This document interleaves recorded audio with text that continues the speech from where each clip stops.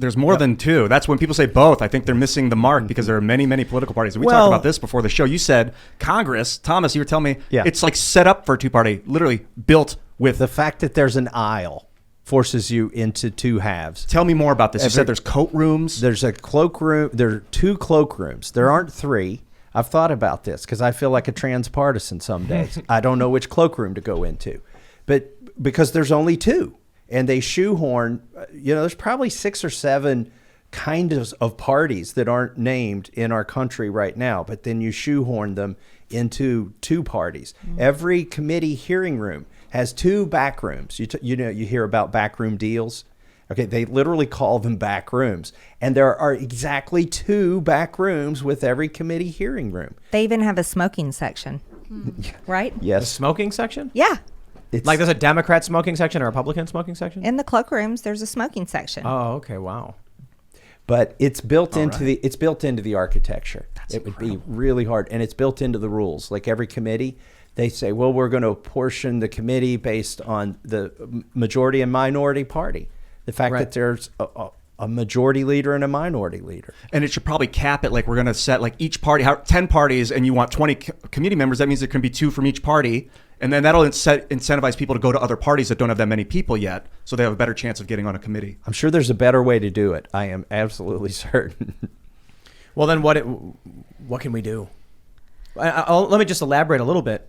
I mean, you mentioned last time you were here, there's like, what do you say, 10 Democrats on one side, 10 Republicans, and there's some random guy reading going like, this bill says this. Democrats, Republicans, Democrats get it, bang. Like, that happens? Yes. That just says every to me, day. Congress is broken. It's theater. Theater. So what do we do to fix that? Well, we've theater? asked for recorded votes all year. So for this past year in 2021, I believe there's been over 490 bills that we've requested recorded votes. That hasn't happened in a very long time in Congress. This is amazing, and this is what inspires me and gives me hope going forward. You're looking for some kind of hope. Marjorie Taylor Greene gives me hope. Like on March 27th, 2020, I was the only person asking for a recorded vote on the biggest spending bill in history. It was verboten to do that. It was not acceptable. And then Marjorie came and just made it the normal course that, we're going to vote on everything. She didn't have committees, so she sat on the floor. There were, if there were going to be 3 people in there was going to be 1 more, and it was Marjorie. That's right. And she just started asking for recorded votes. But there are Amazing. a dozen other people who will take turns watching the floor and asking for votes. When you went in and demanded that everybody come in and vote, how long did it take between when you went in and when they all got there? Real quick, I need to. You guys, this is badass. You set up a system now where among the real people in Congress, We have a schedule. you make sure there's someone there Shifts. to demand a We recorded take vote. turns every single week we're there in session. We sign up for it, and we sit on the floor. Sometimes we're texting each other, no one's down there, or I have a meeting, I can't go, and we work our way around and we make sure. Here's what's disturbing. That's amazing. Okay, it is amazing and it's inspiring because it used to be me, and I'm like, I got to go to the bathroom. And I'm pretty sure And then I ended up being in that position, and it's miserable. Oh, and then they vote when you walk out of the room? Yes. Yes. Oh, my God. Yes, they do. Oh my gosh. They literally wait for you to leave. In fact, that may have been why on March 27th the president called me.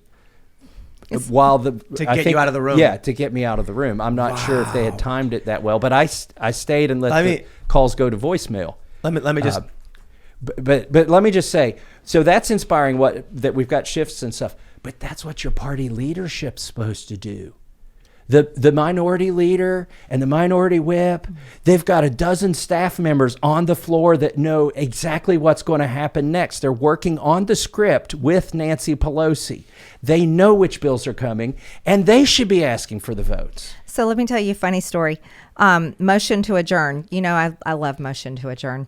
Motion to adjourn is something any member of Congress can step up and make a motion to adjourn. That it calls for everyone to have to vote to end Congress for the day. And I believe oftentimes Congress is so out of control. I love to make a motion to adjourn. Well, recently I came down to the House floor and I was going to make a motion to adjourn. And Nancy Pelosi found out because I told one of the floor staffers that I was going to do it. So she came out and she opened the day. You know, she started the whole day, and she looked at me directly, and she was talking faster than normal. You could tell she was irritated. And then you know what she did? She said, "The House will be in recess," and she didn't let anyone do their 1-minute speeches. And there were several members that were really mad at me because they didn't get to do their 1-minute speeches because they knew it was because I was going to do a motion to adjourn. Wow. But they do. They talk. I want to let you know that after the first time you came on, I had people messaging me, friends and family, saying, when I heard that Congress doesn't actually go and vote, and Marjorie said she started demanding it and forcing them to do their jobs, people were like, that was the moment I realized she was great and she was amazing and I loved her. I didn't know. I mean, you come here and tell me that this stuff about how they're basically just not doing their jobs. You tell us this stuff. You talk about how they'll wait for you to leave the room before voting. I don't think regular people realize how broken the whole system really is. Or more specifically, you say they don't enforce the masking until in areas where there's no cameras. It's all for show. I think when you tell people that Congress's approval rating is so far in the gutter that they're willing to believe it. And then when you mention, oh yeah, and we're rotating shifts to make sure they all have to do their jobs, I'm sure people started laughing their asses off when they heard that. Well, let's not say who the member is. Can we agree if I tell the story? Yes. Okay. Fully agree. So Marjorie had asked for a recorded vote, and people were going to miss some fundraisers, and they were really mad. And this was, and I saw people one at a time coming up to Marjorie and just saying stuff to her. And so I Not nice things. So I went and sat next to her, and one of our colleagues sat next to her as well, Scott Perry, great guy. Great guy.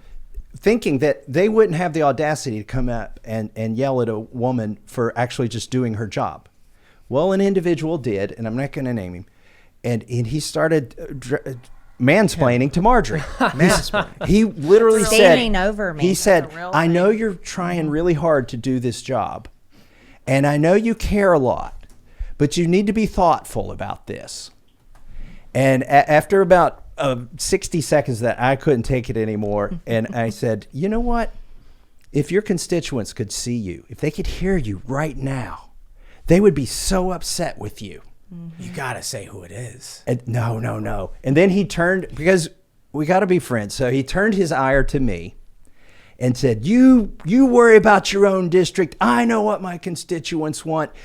And I'll take care of my votes, and you take care of yours, and you mind your own business. And I said, you know what? If you're that certain that your constituents are happy with what you're saying, go down to the microphone, say it in front of the camera, let them hear it. I'm still shocked that it's not live streamed.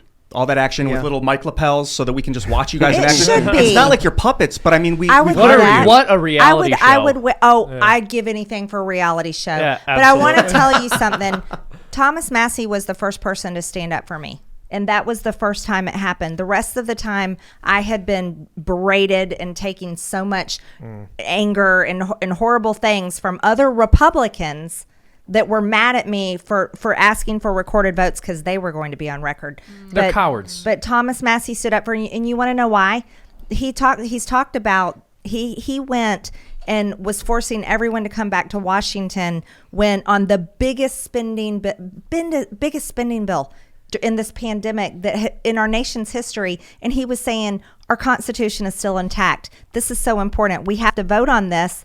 And you wouldn't have believed what he had to go through. I mean, I love President Trump, but he had to deal with the phone calls and the tweets and everyone mad and angry at him. And then he had his colleagues mad and angry at him, and everyone called him nonstop trying to talk him out of it. And he still stood firm, and he made sure our Constitution stayed intact. And this is such an incredible story. I truly think it's an important part of our history that Thomas Massie did that during this COVID-19 bioweapon. I'll say that I think it's that, and we have to prove it. But during this, what was happening to our country, we had one member of Congress willing to make sure that our Constitution stood in this historic time. I'll be honest. I think I was even critical. I think at the time my reaction was like, now's not the time for grandstanding when we're being shut down and we're in desperate need of aid and relief. And we all make mistakes. Yeah. I think, now I look back at the mass spending and the disaster that it's been. By the way, they roll out contingency government plans when things stop working, when the three branches quit functioning. They've got a contingency plan, and it is not pretty. Directive 51. Are you familiar? Not Area 51. No. Presidential Directive 51. Not familiar with that, but that was it's been updated. But George W. Bush signed into an executive order called National Security Presidential Directive 51, which unilaterally grants the executive branch the right in any disaster to reform the government under one branch, under the executive branch, where they would have a national continuity coordinator who would control the other branches effectively. And their justification is a mass casualty event anywhere in the world, a financial disaster anywhere in the world. It's been updated since then and expanded, but it's never been tested because it's an executive decree. Mm-hmm. So we'll see how that could ever play out if it could. I want to mention something. You just said that you believe that COVID is a bioweapon. It's interesting because according to Dr. Francis Boyle, who drafted the American implementation of the International Bioweapons Convention, any disease or virus created through gain of function research is a de facto bioweapon. It doesn't have to have been made with the intent necessarily of being a bioweapon. The reason this is so easy to get fuzzy on and why they can deny that it is one is because they can argue, well, yes, we used gain of function research to create this virus, but we were only making it because if someone else made the same virus, we would want to have it first so we could know how to cure it. But that's like saying, well, my gun isn't a weapon because the reason I have it is just to study it, take it apart, clean it. I don't plan on using it. Well, whether you plan on using it or not, it is still a weapon. And if this was created through gain of function research, it's a biological weapon, whether they claim that was the purpose or not. And that is, again, according to the man who literally authored the legislation on what a biological weapon is. I agree. My analogy, extending on that, is they were playing with matches and the house caught on fire. Yes. And they said, well, we were playing with matches so we would know how to put a house out. Exactly. They weren't matches. But guess what? They ran. They didn't. Mm-hmm. They did not try to put the house out. Mm-hmm. They ran away and denied they were playing with matches. Yeah, exactly. Well, and then denied that they were matches in the first place. This wasn't a match. A bat came in and lit this place on fire. Well, look. When you get Jon Stewart coming out and making those accusations on Stephen Colbert's show, this is not a fringe idea. This is something the American people believe. Thanks for checking out this segment from the Timcast IRL podcast. If you want to watch live, you can check out this channel Monday through Friday at 8 p.m. Now, don't forget to smash that like button, subscribe to this channel, and if you want more unfiltered and uncensored content with all of these guests, go to timcast.com and become a member. All of these guests you know and love in exclusive segments on our website where we are unrestricted in what we talk about, so you'll definitely not want to miss it. Thanks for hanging out. We'll see you all next time.